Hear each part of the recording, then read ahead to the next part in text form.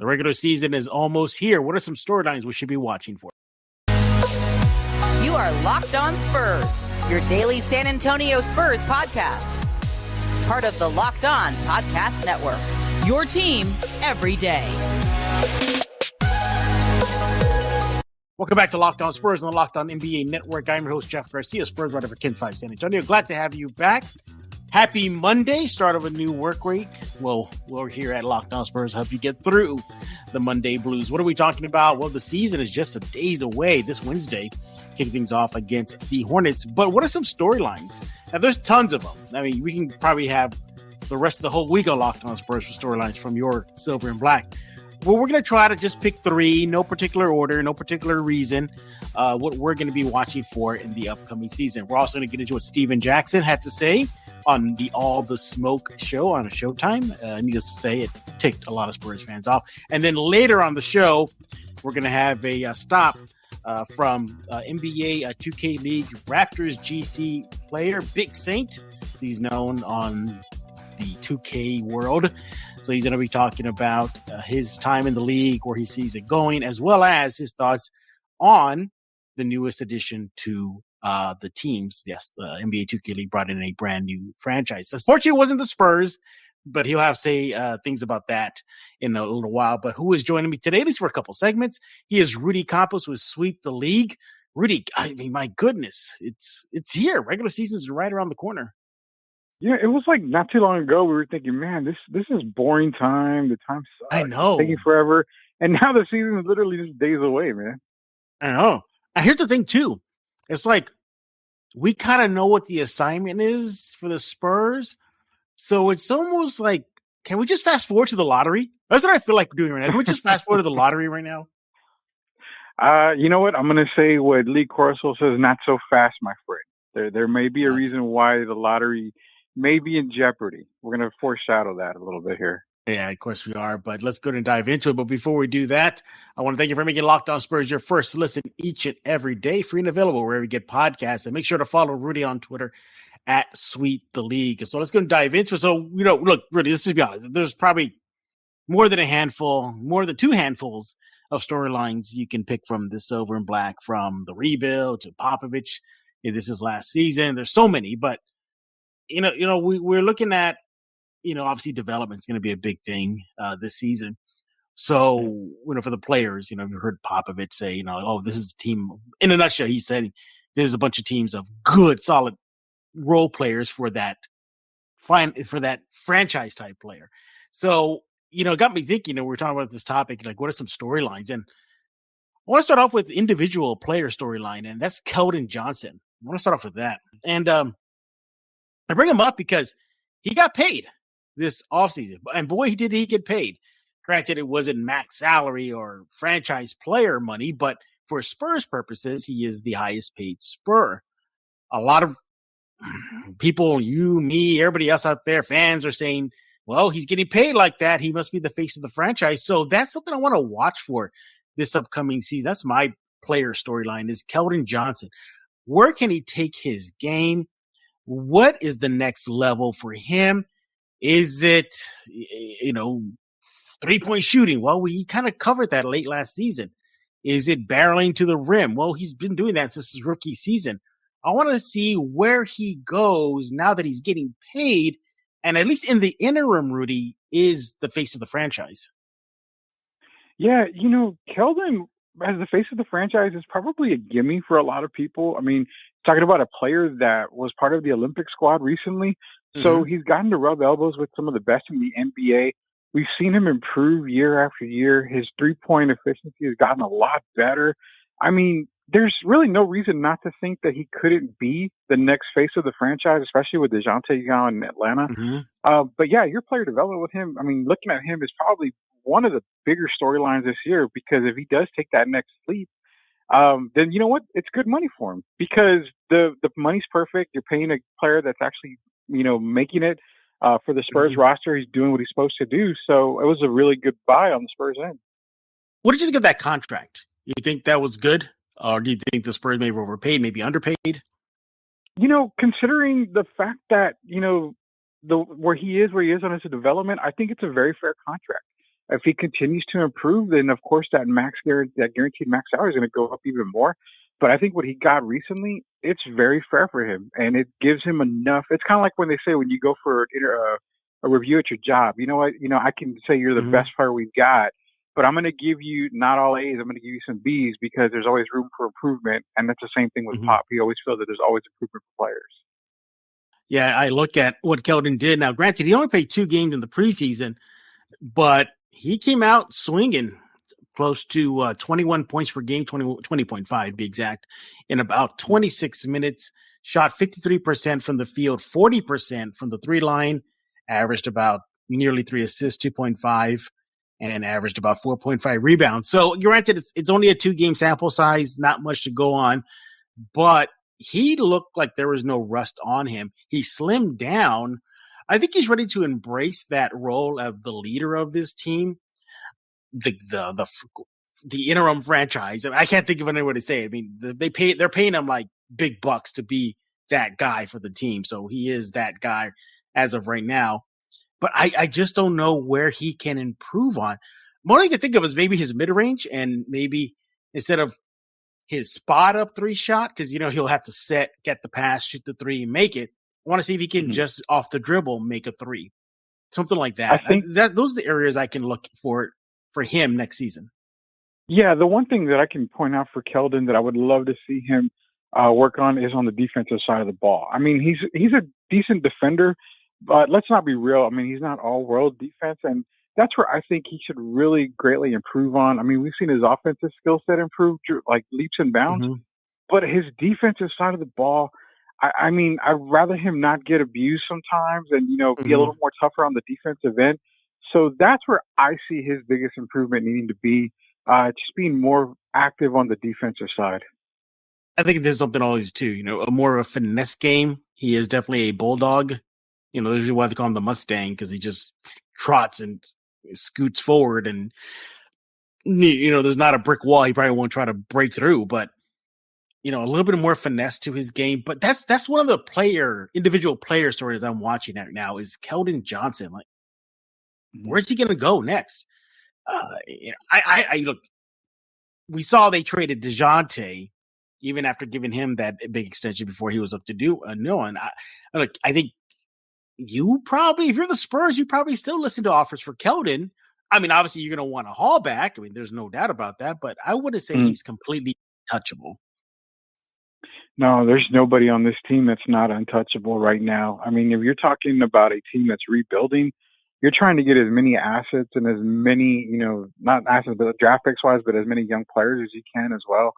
So if you've got people calling in for Keldon Johnson, you are taking the phone calls, whether it's Keldon, Primo, Devin, whoever. You're taking the phone calls no matter what, because you're trying to put, the absolute best product on the court as you can. And if that means trading away your best players, as we've seen with DeJounte and Derek White, you've got to do it. Yeah, absolutely.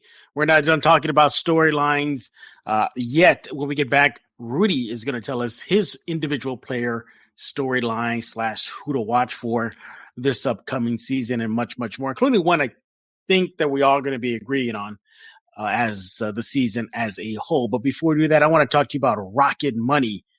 Yeah, look, cancel unnecessary subscriptions with Rocket Money today.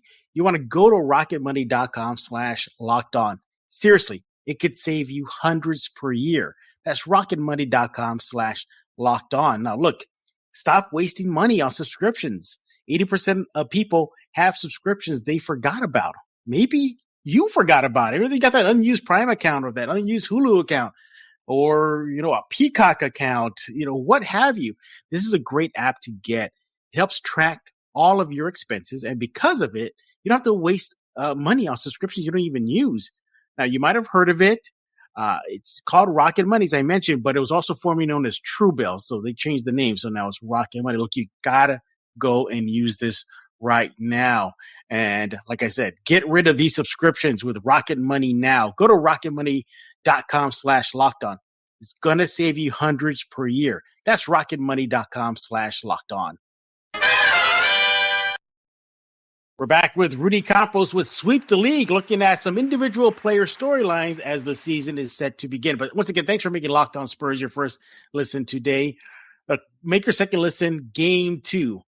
Yes, every moment, every performance from the Spurs Locked On Game 2 game covers every game from across the league and the conference with local analysis that's only Locked On can deliver. So follow Game to Game on Locked On wherever you find apps, Odyssey app, YouTube, wherever you get podcasts. Yeah, it's a brand new podcast that's debuting on the Locked On Network. It's called Game to Game. Rudy, we mentioned Keldon, but there's a guy that's kind of close to him as far as who could be a leader, who can really take a humongous step, and that is Devin Vassell. You want to talk about him as far as your individual player / storyline to look at? Yeah, Devin Vassell. I mean, I know we've talked previously, and I've said it a lot of times before. Devin Vassell is the guy that I really expect to make that next leap for the San Antonio Spurs. I mean, you got a guy who can play both sides of the ball really, really well right now. He's got so much more to improve on, but he's right there. And when I'm talking about both sides, I mean, being that he was drafted, I remember we were comparing him to maybe a guy like Scottie Pippen who can play both sides of the ball. Even, not current, but former Spur, most recently, Kawhi Leonard. I mean, he didn't come into the league as an offensive juggernaut. He was able to develop it under the Spurs coaching staff. And we're seeing Vassell do the same thing. We saw in the preseason he was able to get off his shot. He was actually improving on the offensive side. And I just think his defense is still really there. And he's probably going to be the best defender on the team this year, in my opinion. So, I mean, outside of Jakob Poeltl, but I'm talking about the perimeter defense. I got Devin Vassell probably as number one. And that's what I'm excited for. This kid is really young still. He's going to improve. I feel like he's going to take the biggest step forward, and he's my guy to watch this year. He's one of the storylines because if I've seen it correctly, I would say that Devin is going to take over that DeJounte role where it's going to be both sides of the ball, a true leader on this team, a guy that's going to be in the locker room. I just feel like he's got everything and anything you would want in a Spurs leader, and it's going to be a very special season for Devin Vassell. Look what he did in the preseason, played 4 games, averaged 16.5 points per game in 24 minutes per game, shot the ball 44% from the field, 25% from the three line, and averaged 2 assists and 2.8 rebounds. He is the 1-2 punch between the 1-2 punch of Keldon and Vassell. I think that is safe to say. It's going to be those guys that are really going to be that duo, the Spurs duo combo this upcoming season. There's some players already in I think it was Josh Richardson who said that in training camp that it's been Devin that's been opening eyes, that we're not ready yet to see what Devin has in store for everybody in the league, and maybe a reason to watch the Spurs. But why do I feel like Devin offers a little bit more than Keldon? It's because, like I said, Jeff, he plays both sides of the ball. I mean, Devin, and see, Keldon's game is, like you said, it's a lot of pounding, getting to the basket. He's got to set his shot. And it seems like Devin's release, have you noticed in the preseason from what I've been looking at, his release has gotten a lot quicker. He's been able to get the release on the ball very quick. He's more, he's not as, like, I want to say chaotic in a bad way. Because, like I said, Keldon gets to the basket. He gets to the line. He just pounds it into there. But I think with Devin's side, he's more finesse. He can get to the basket. He's got an idea of what he wants to do. He's got, his basketball IQ is pretty up there. I like what we're seeing from him. And Josh Richardson's right. I mean, during training camp and during preseason stuff, Devin's that one guy that has been turning a lot of heads. And there's a reason for it. I mean, it's just, you saw him in the offseason in the weight room. He got bulkier. He's been in the gym. He's been working out. It's just going to be a really good season for Devin, and I'm hoping Spurs fans, really enjoy this ride with Devin Vassell this year. But look, there's so many storylines. Again, maybe we'll have to do another episode before the regular season starts, Rudy. You got, as mentioned, the Popovich, is this his last year? That's a storyline. You got, the Primo. I think that was one thing you want to talk about. Is Primo going to be legit now that he's going to get a real good shot in the NBA as far as the playing time, and of course, is he going to be the point guard? Blah blah blah. But I think there's something that we kind of agree on, and I think the big storyline for this team is: are they actually going to bottom out? Are they really going to do a bottom out / tank job this upcoming season? Now, you kind of have questions on that, don't you? I really do. I mean, and again, I'm all for going for Wemby. I'm all for going for Scoot. I'd love to get top 2 pick. Definitely would help the rebuild right away, especially when you've got a world talent like Wemby right there. But I mean, you saw the guys that were playing in the last couple of preseason games. They were 1-1. They ended up beating Utah, and they lost the last game. But you saw the product on the floor, and it makes you wonder, like, well, are they really going to be out there tanking? Because there was a lot of moments where they looked really good. They looked cohesive. I mean, the team looked like it gelled. They're not going to win 30 games. They're not going to win 35 games or whatever. I mean, 40 games. But are they going to be bottom feeders in the league? They are, but I don't know how far low they're going to be on those standings to get, the 14% to get that first pick or whatever. I mean, I think they're going to be a lot better than people are expecting. Personally, I would just hope that they cruise through the season because, again, you're talking Tim Duncan, you're talking, LeBron James, type player that is coming out. And not everybody knew Tim Duncan was going to be the greatest of all time as a power forward. But you had all the hype behind LeBron James, and Wemby's getting that kind of hype. So it's like a must-have type situation. Works for the Spurs benefits. He's, Tony Parker is involved with Wemby, so it's kind of like the Spurs ties. But I really do feel like they should, consider, the taking and cruising through this season. But again, you're professional athletes, man. You can't go out there and say, hey, you got to lose on purpose because we want to get this pick. It just really doesn't work out like that. These guys want to win at all costs. It's a delicate balance. You kind of see the trade-off. You have a bad season. I mean, really bad season, but you get your 14% odds of netting perhaps what many consider a generational player, Wembanyama. And even if you miss, you fall to number 2. Oh no, not that, not Scoot Henderson. There's that. I mean, look, the worst case scenario, if the Spurs do bottom out or are among the worst teams, I think they're guaranteed at least within the top 5. So there's that. But at the same time, you're right. Devin Vassell, he has that dog. He doesn't want to be a loser. Same thing with Keldon. All these guys out there, there's not one player you can say, all right, so throw the ball out of bounds in consecutive times, because the game's close and we need to lose this. You can't do that. But I think it'll just naturally bottom out. And what I mean by that is the schedule doesn't help. We talked about month 1 is just horrendous for the Spurs. I mean, it's bad. I said this, it kind of got a little pushback on Twitter. I said this team's going to be very scrappy. I said I could see this team being just a really scrappy team, but eventually the talent would just overwhelm them.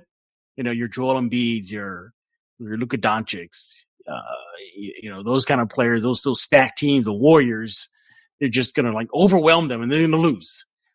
And yeah, it's going to be interesting to watch that storyline. Is this team truly going to bottom out to get a 14% chance at Wembanyama? Do you think the Spurs just naturally will finish with the worst record in the NBA or one of the worst records? I think they will finish with one of the worst records. I can't really say they'll finish with the worst record in the league, but I really do think they'll finish with one of the worst records. You said it perfectly. They're going to be scrappy. I mean, this team's going to go out there. They're going to play. They're going to win a few games. I mean, they're not going to go, 1-81. They're going to win some games. Right. Now, the problem is like you said, it's the talent. The talent's going to outshine on a lot of these teams. You're talking at least 16 teams probably that they're going to play twice in the year. Those are going to be probably 32 losses right there. So, I mean, you got to get those in. There's probably going to be nights where you're going to see Pop resting guys. I mean, it's not out of the ordinary. Keldon has a hurt hand or something. He's going to be out this game. You're going to see that. You're probably going to see a lot of guys called up from Austin. So there's ways that you can go about, competing but not competing. And that's by calling up some Austin guys, giving them some run in the NBA, stuff like that, which I fully expect Pop to do. This is a season of learning. This is a season of seeing what we have and moving on from here. This is the actual rebuild season. You have your team that's going to be with you for a very long time. You need to see how these guys mesh, how these guys play, and then you go on from there. Do you have to hit the free agent market hard next year because they will have the cap space, or do you have to just really concentrate on the draft and nail those draft picks?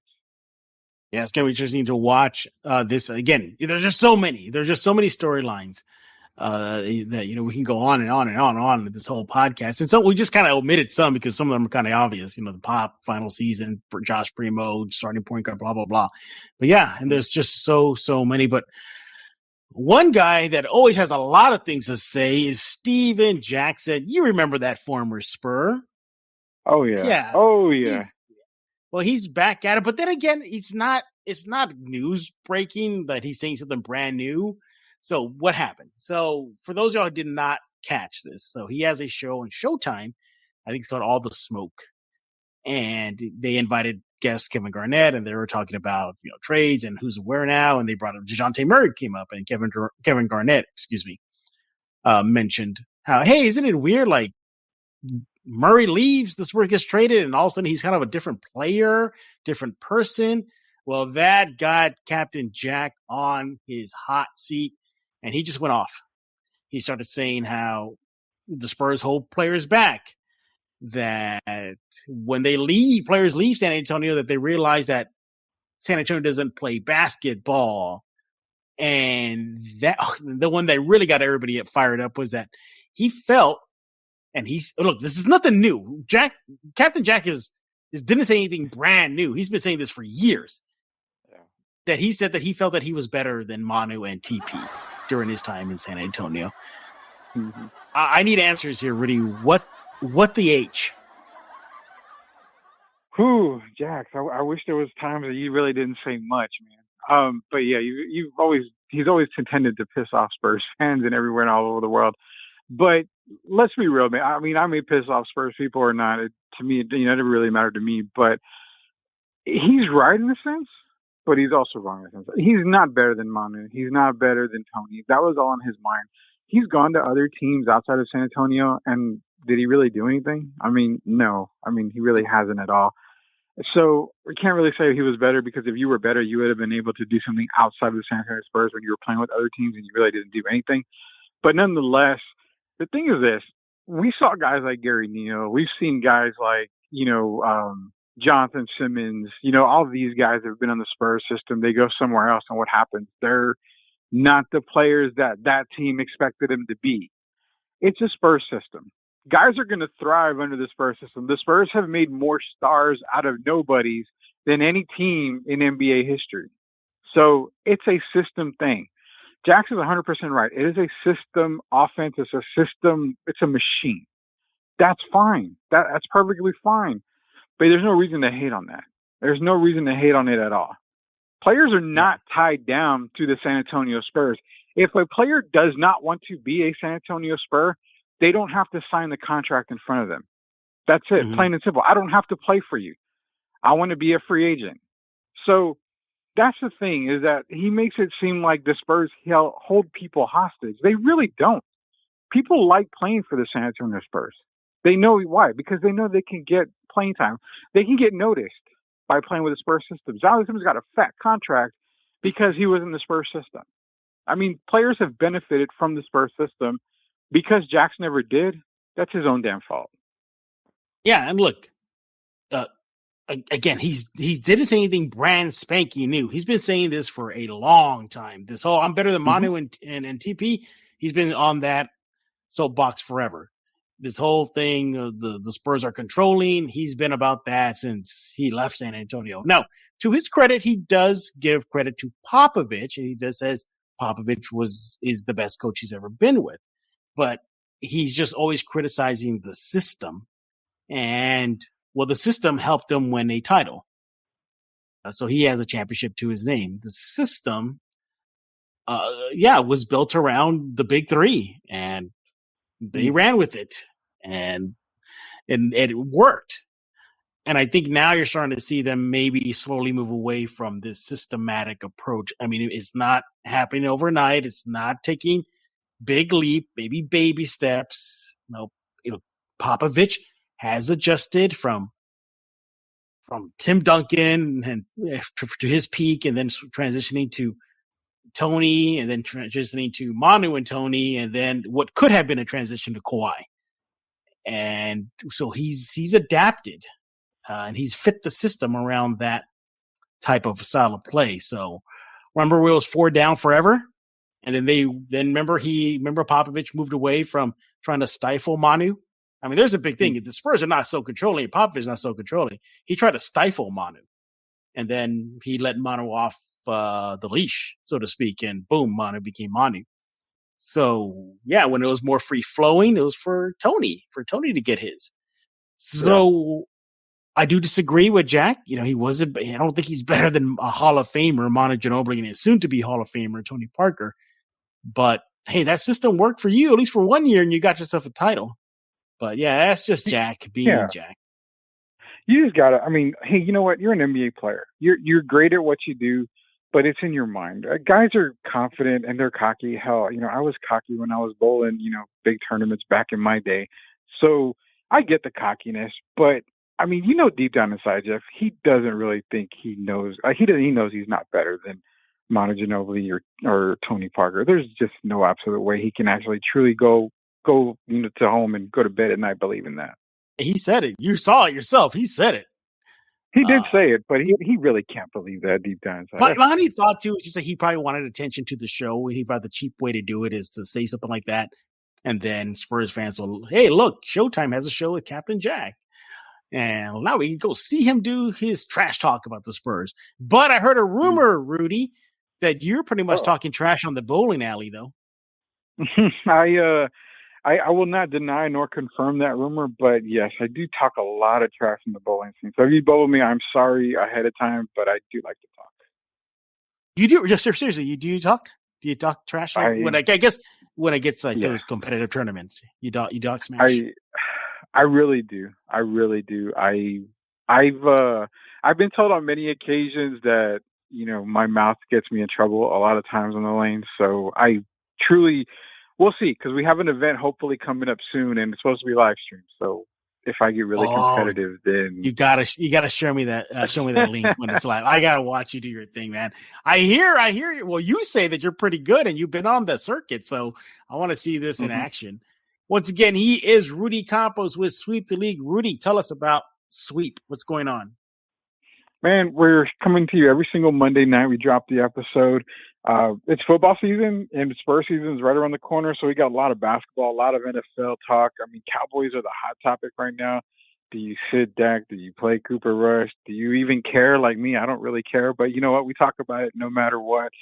And I'm going to make Jeff say, like, what right here real quick, but be on the lookout, because I'm going to talk to Jeff here this week, and I think there's a little collab between Locked On Sweep the League and the Burger Boy coming up somewhere in here. So be on the lookout for that giveaway. All right. I like to hear that stuff going on. By the way, you know what you're called Sweep the League? Nobody's wondering, like, how come your mascot is not the Sweeps from Transformers 86? Remember the Sweeps? The Sweeps were all the, I guess, the Cyclonus? No. What was it? It was not Cyclonus. It was, oh my God, what was this? The Sweeps. Yeah, I mean, I know what you're talking about. Yeah, it's like Scourge. Yeah. Yes, Scourge. Yeah, that should be like at least the mascot. Sweep the Sweeps. You know what? That could be a next T-shirt. You know, have that logo on there with Sweep the League at the bottom.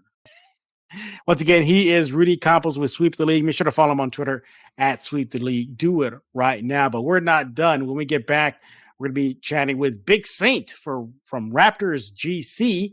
He's going to tell us what's going on in the NBA 2K League, his path, why he thinks the Spurs should join the NBA 2K League, and much, much more. But before we do that, I want to talk to you about BetOnline, your number one source for your football betting info this season. Find all the latest player development, team matchups, and news, podcasts, and in-depth articles and analysis on every single game you can find. And as always, BetOnline remains your continuous source for your sport wagering information with live betting up to the minute scores for every sport out there. The fastest and easiest way to check in on all your favorite games and events, including MLB, MMA, boxing, and golf. You want to go to BetOnline right now. They even have the futures on which player is going to be the leading scorer for the Spurs, the leading rebounder, the leading assist guy. It's all there right now. So head to betonline.net. Use your mobile device to learn more. Bet online where the game starts. All right, we are back, and it's time to talk a little bit about the NBA 2K League. And a lot of Spurs fans, San Antonio fans, we get it. The Spurs are not in the league, but there's a lot of interest in San Antonio about just esports, gaming, the NBA 2K League. Seldom, Donovan Mass, taking top member of the NBA, John. He is with Raptors GC. You can follow him on Twitter at the number one, Big Saint. And he's here to talk to us about the state of the league, state of the Raptors GC, and much, much more. Big Saint, welcome to Locked On Spurs. Oh, yeah. Happy to be here. Thanks for taking the time out your day to speak with me.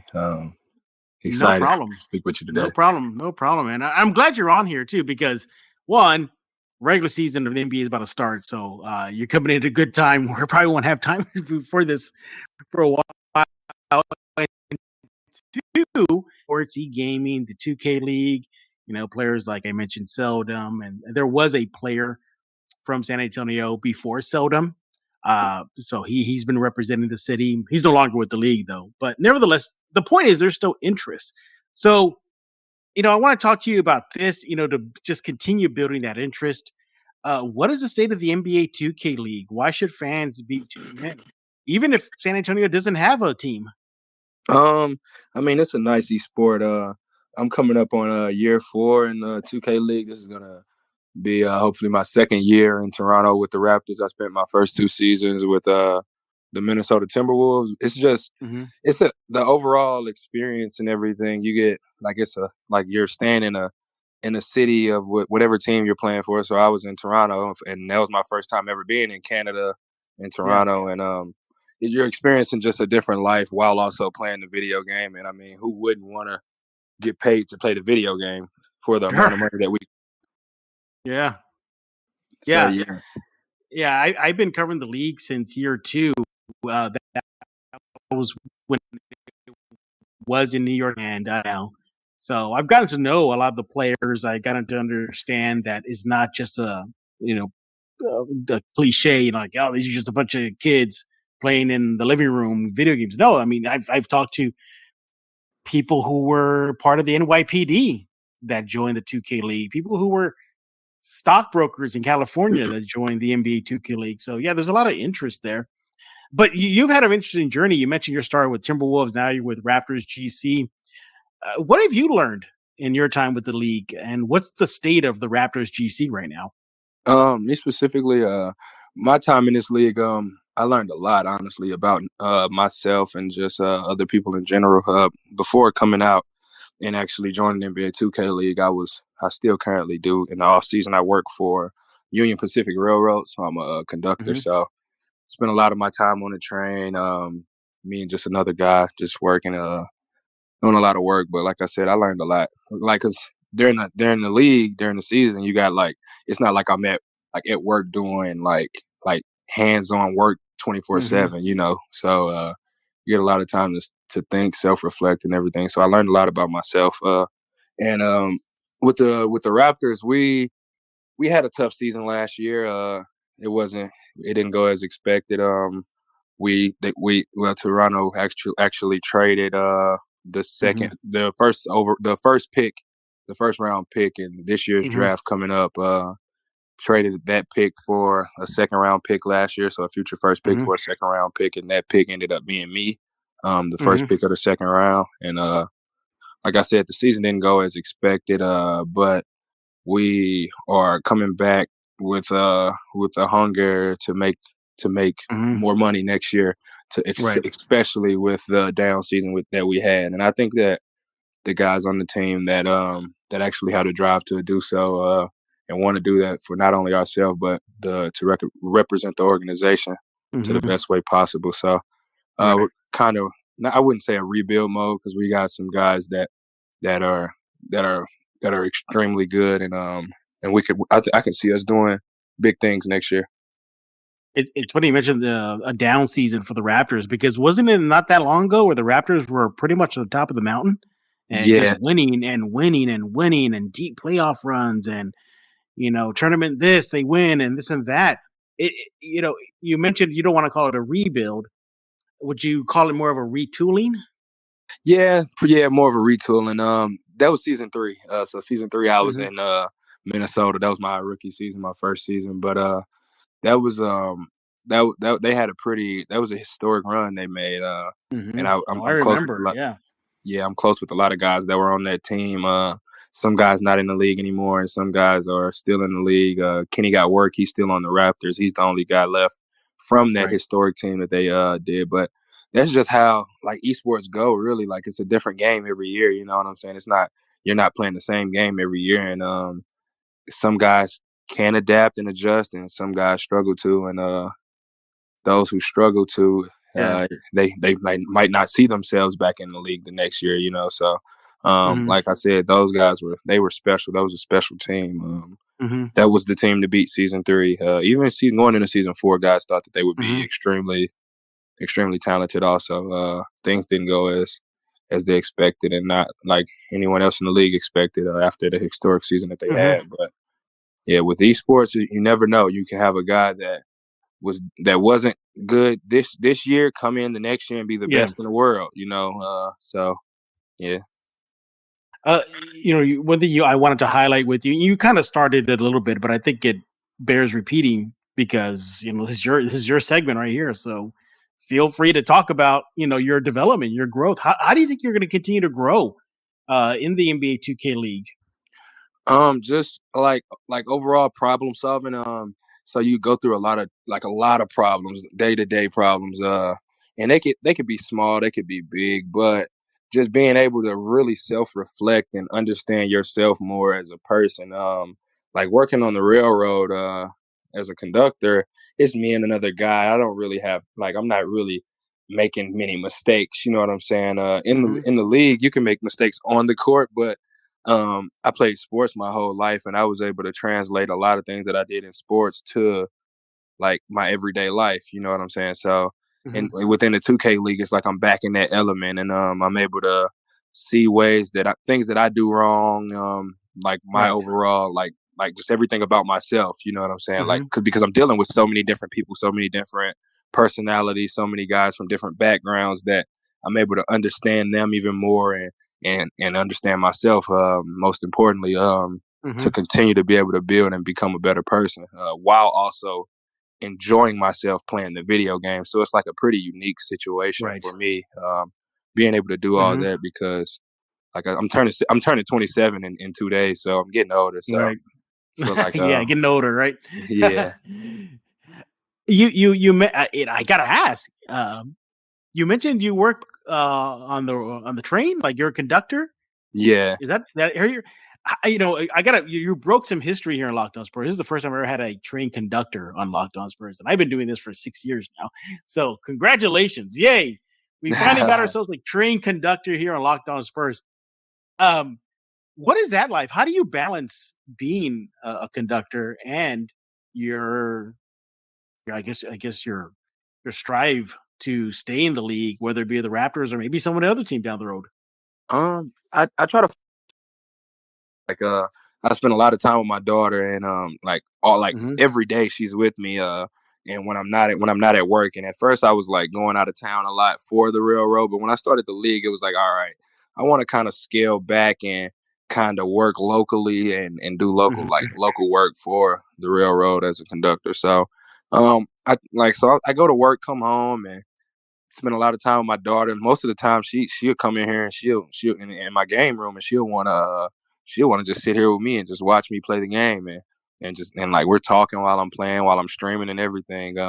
So it's I wouldn't say it's extremely hard, but it's tough to balance all that with having my daughter. I'm really family oriented, so I spend a lot of time with my family also. So it's like I wouldn't say it's too tough, but I mean it's something I want to do, and something I enjoy doing, and it also pays well. So I like to do it. Oh yeah.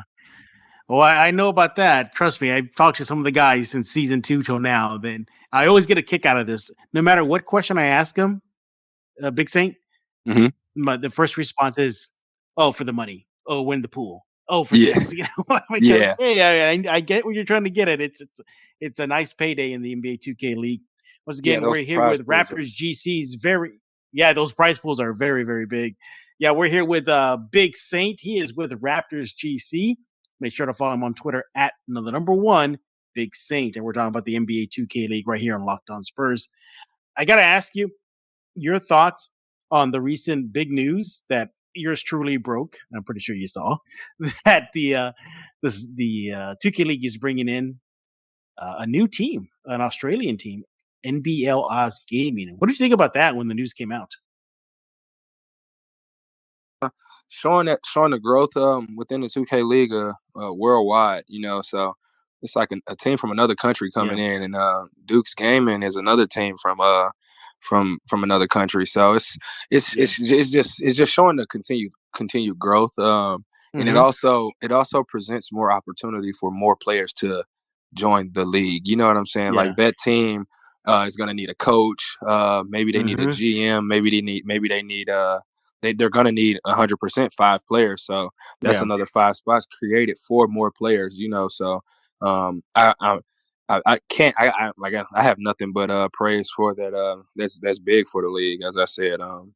And like I said, it continues to show that the league is continuously growing, So that may bring in more NBA teams, you know what I'm saying? So then that's more spots, chance for more money, to be brought into the league. So it's big. Most of the guys around the league that I talk to and guys that I know, including myself, are really excited to see what that team does and how they fare off in the league. I'm gonna tell you a little funny story here. So I did an interview with Oz Gaming's, I guess, their version of Donahue. So, I forget Jeremy. I forget his last name, but it starts with an L. Jeremy L. We'll say that. And a really nice guy, very nice guy, very with me. And during my chat with him, you're gonna get a kick out of this. I saw the logo of Oz Gaming, and I noticed it was. I just want to make sure that it was a kangaroo. And I said, "Hey, is that a kangaroo?" He goes, "Yes, it is." Okay, good. I'm glad, because I would have probably thought it was a wallaby. Right. So he had a laugh. So then to come to find out, later on that week, he does a PAX Australia talk. He mentions my name in front of everybody there in Australia, that he was just so impressed that I knew the difference between a kangaroo and a wallaby. So that is my claim to fame for Odds Gaming, that I knew the difference between a wallaby and a kangaroo. But yeah, I'm excited too. You mentioned Duke's Infinitos, Oz Gaming, then there's Gen G. So yeah, it's definitely growing up. Your thoughts on Hawks Talent getting that number 1 overall pick? Oh man, congratulations to them. That's pretty big. They got a few guys over there already. That team could be really good. It's crazy though, because like the Raptors, the pick that was traded off to the Lakers, it had a high percentage chance of being the number 1 overall pick. So I would have loved for the Raptors to have that number one overall pick also. But it was news to everyone. I think they had like a 2% chance or 3% chance the Hawks to win, and they won. So yeah, that's pretty crazy. I know they're excited about that. They had the second worst odds to win it. The second worst, and they got it. Yeah. So I know they're excited. But as far as Raptors GC is concerned, and then your play, what would you have to say was your best moment last year? My best moment last year, starting out, we started off hot. Our first couple of games, I'll have to say that whole tip-off run. We didn't make it far after we made it out of bracket play, but we went through a lot of adversity, and we were like, it was like really extremely difficult in the beginning of the season, leading up to the first game. But we were able to fight through and actually started off with like 4-1, and like we were extremely excited about that, and that was a proud moment for me as a player, knowing that we had went through so many obstacles, and like I said, it was a stressful beginning of the season, but we fought through, and just seeing my teammates and the organization extremely happy and proud of us to that point was like was heartwarming for me. So I have to go with the beginning of the season. Mm-hmm. Right. I'm going to ask you. You talk about one of the best moments you had, well, at least team wise with Raptors GCs. But is there any news you want to say about your status with Raptors GC? I'm assuming you'll be back, or everything all good? I'm not. I don't want to never be too sure about nothing. I always try to play everything by ear. But I would love to be back in Toronto. I love the city. I love the organization. And I love everyone that they have around within the organization. So I would love to be back. But like I said, I don't want to look too far ahead and Sure. Hope you are back. I'm if you had yourself a good season, I'm pretty sure whether it's the Raptors or another team, you will stay in the NBA 2K League. I got to ask you, what would be your message right now to the Spurs to get on board and join the 2K League? Oh man, the league's gonna keep growing. This would be a good time to join. Like we're seeing teams from different countries and everything joining in.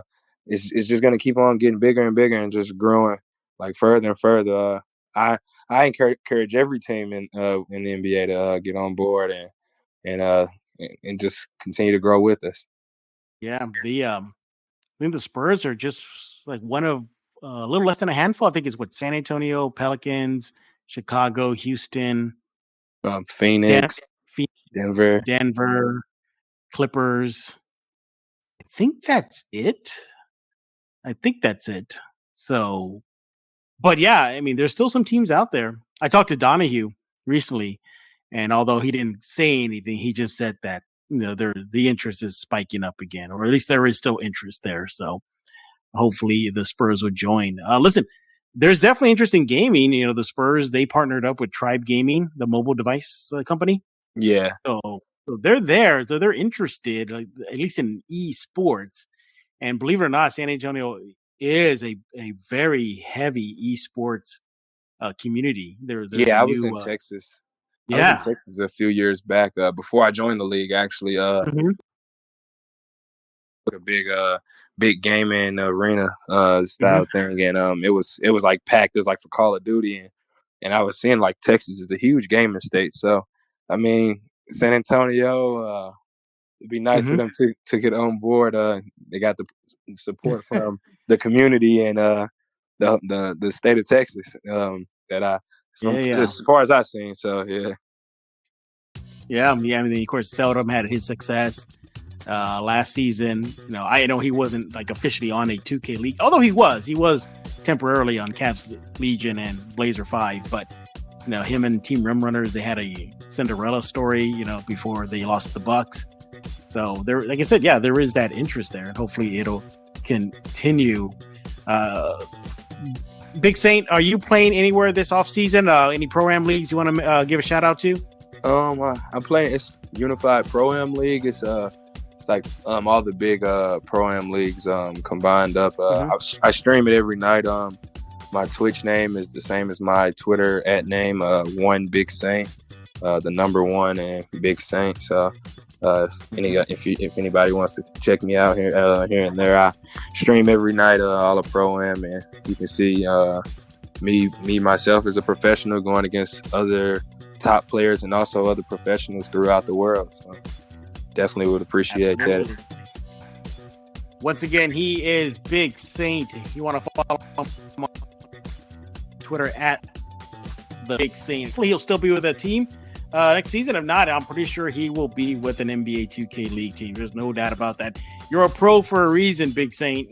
Teams will be dumb enough to not keep you on board or pick you up regardless. But I want to, again, thank you for making time and go back to conducting. I want to get on the train with your conducting. I think that's my goal now. Oh I'm good. Big Saint is conducting this train. We're good. But once again, thank you again, Big Saint. And for everybody out there, subscribe to Locked On Spurs wherever you get your favorite podcast: Google Play, Stitcher, iTunes, the Ken's 5 Plus app, and much, much more. And we thank you as always for making Locked On Spurs your first listen each and every day. Hey, so for Big Saint, I am Jeff Garcia. We're gonna this episode of Locked On Spurs.